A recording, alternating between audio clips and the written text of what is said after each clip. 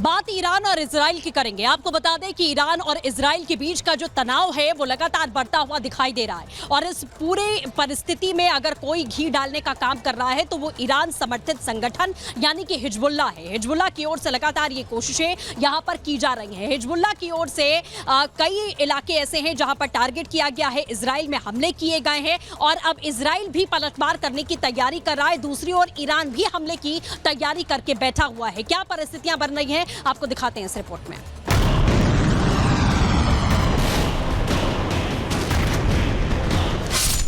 Middle east में तनाव, युद्ध का काउंटडाउन शुरू।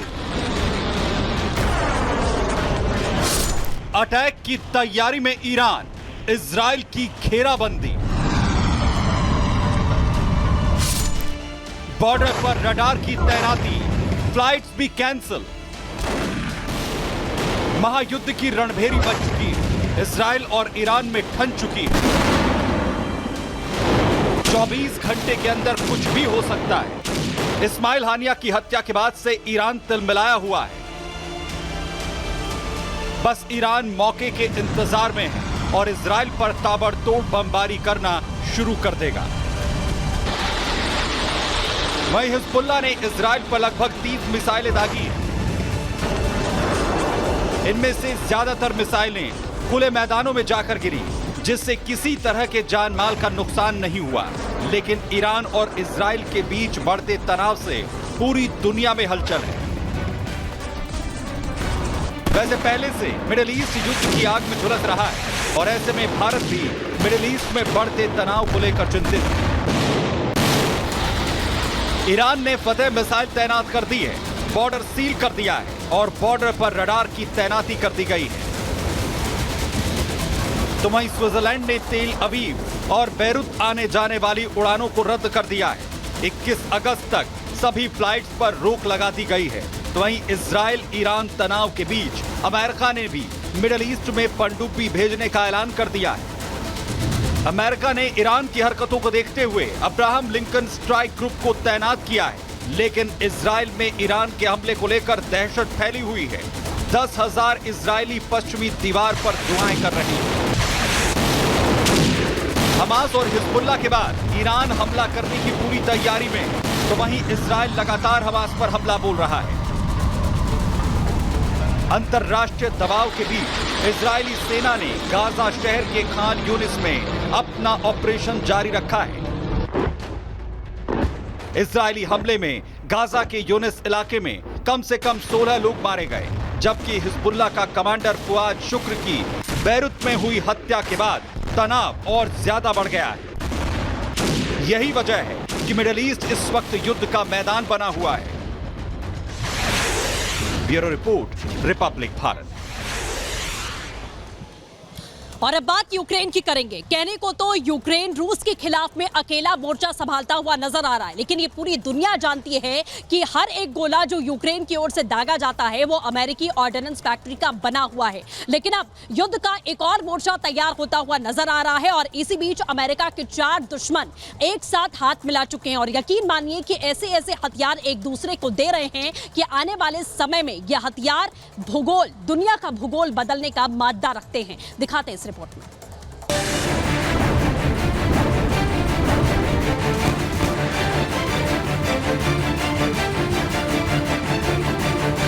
रूस अपनी ताकत दिखा रहा है। ऐसे ही कई हथियारों का जखीरा है जो दुनिया में तबाही ला सकता है। पुतिन भले ही यूक्रेन से जंग लड़ रहे हो, मगर अपने देश में कई मुल्कों के दिग्गजों को लाकर खड़ा कर दिया है, क्योंकि मॉस्को में 83 देशों के आधिकारिक सैन्य प्रतिनिधिमंडल आर्मी फोरम 2024 में भाग लेने के लिए आए हैं। रूस की आर्मी यहाँ अपने हथियारों की नुमाइश कर रही है, तो अपने दोस्तों से टेक्नोलॉजी ट्रांसफर के जरिए पुतिन अपनी ताकत को और भी बढ़ाने में जुटे हैं। मॉस्को में हो रहे इस इवेंट में सबसे ज्यादा चर्चा है ईरान की। उसका प्रतिनिधिमंडल रूस आया हुआ है, क्योंकि ये दोनों ही देश अमेरिका की नाक में दम कर रहे हैं। लेकिन पुतिन और खामनेई की जो डील सामने आई है, उससे दुनिया चौंक गई है। इस डील के मुताबिक ईरान अब शाहे ड्रोन के बाद बैलिस्टिक मिसाइलें भी रूस को देने वाला है। रूस को करीब 100 बैलिस्टिक मिसाइलें ईरान सप्लाई करेगा। 13 दिसंबर 2023 को दोनों देशों के बीच में ये बड़ी डील हुई थी और ऐसे में जल्द ही घातक मिसाइल फेथ 360 की डिलीवरी होने वाली है। यानी रूस के पास भी खतरनाक हथियारों की खेप भेजी जा रही है। 2 यूरोपीय खुफिया सूत्रों के हवाले से ये रिपोर्ट सामने आई है कि इन मिसाइलों के इस्तेमाल के लिए रूसी सैनिकों को ईरान में ट्रेनिंग दी जा रही है ताकि दुश्मन के ठिकानों को खाक किया जा सके। जल्द ही ये ट्रेनिंग पूरी हो जाएगी। इसके बाद रूस को इस घातक मिसाइल की डिलीवरी होनी है। ईरान की ओर से रूस को ये फेथ 360 मिसाइल ऐसे वक्त में दी जा रही है जब वो लंबे समय से यूक्रेन के साथ युद्ध में उलझा है। ऐसे में रूस की ताकत काफी हद तक बढ़ना तय है। लेकिन अमेरिकी राष्ट्रीय सुरक्षा परिषद ने ईरान को धमकी दे दी है और कह दिया है कि अगर ऐसा होता है तो उसे खामियाजा भुगतना होगा। तो क्या हथियारों के लेन देन पर अब ईरान और अमेरिका आमने सामने होंगे? Bureau report, Republic Bharat.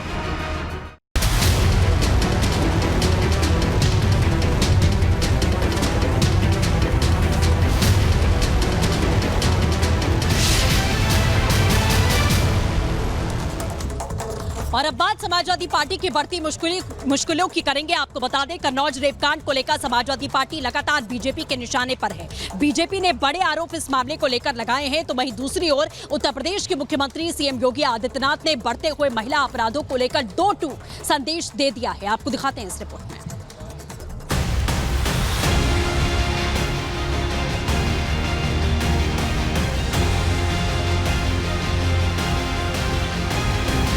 पहले अयोध्या और अब कन्नौज, दुष्कर्म के 2 मामले लेकिन कनेक्शन एक। अभी मोहित खान का मामला शांत नहीं हुआ था कि एक और रेप के आरोपी का नाता समाजवाद का झंडा बुलंद करने वाले सपा से जुड़ रहा है।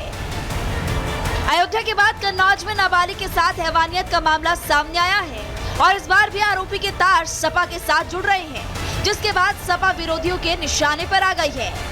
सीएम योगी ने साफ कर दिया कि वो प्रदेश की बेटियों के जीवन से खिलवाड़ करने वालों को बख्शने के मूड में नहीं है।